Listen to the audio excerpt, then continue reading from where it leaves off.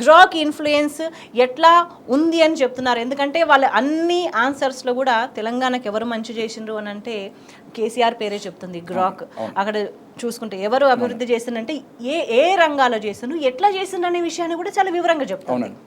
అయితే కేసీఆర్ గారు చావు నోట్ల తలపెట్టి ప్రత్యేక రాష్ట్రాన్ని సాధించి పెట్టారండి. అది అందరికీ తెలిసిన విషయమే.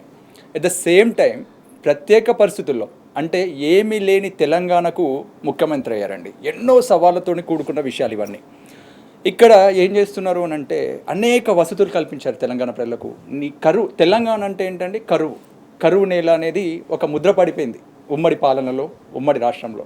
అట్లాంటి రాష్ట్రంలో నీళ్ళని పైకెత్తిచ్చి లిఫ్ట్ ద్వారా ఇది ఒక ప్రాజెక్టులు కట్టడం అయితేంది, కాలుష్యం ప్రాజెక్ట్ అయితేంది, మిషన్ భగీరథతోటి నల్లగొండలో ఫ్లోరైడ్ బాధిత నల్లగొండ ప్రజలకు వాళ్ళు ఎప్పుడు కూడా అసలు కేసీఆర్ గారిని దైవంతో పోలుస్తారు. ఇప్పటికీ నేను వెళ్తూ ఉంటాను. అక్కడ కొన్ని ప్రజలైతే ఇప్పటికీ ఏమంటారు, మిషన్ భగీరథ లేకపోయి ఉంటే ఇంకా మాకు ఫ్లోరైడ్ భూతం వెంటాడేది అనేసి చెప్తారండి.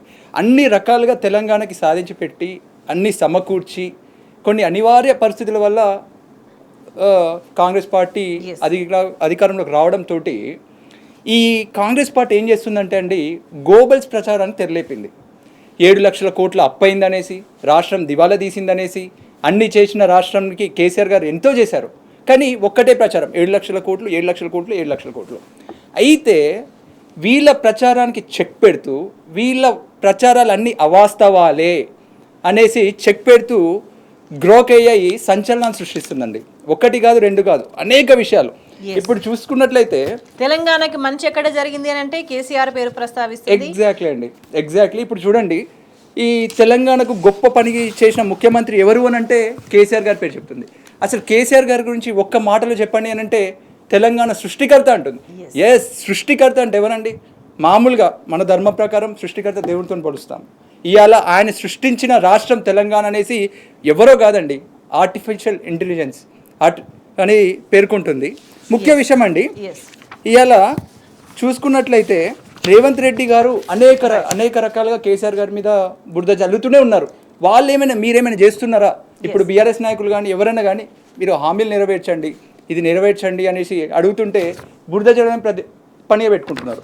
ఇప్పుడు మీరు చెప్పినట్టే కోమటిరెడ్డి గారు హెలికాప్టర్ దుర్వినియోగం చేస్తున్నారు. అనేక మంత్రులు అండి, ఒక కోమటిరెడ్డి గారు కానీ కాదు, ఇప్పుడు పక్కనున్న జిల్లాలకు కూడా హెలికాప్టర్ సాయంతో వెళ్తున్నారు. ప్రజా ధనాన్ని దుర్వినియోగం చేస్తున్నారు. గురుకులాలను పట్టించుకోవట్లేదు.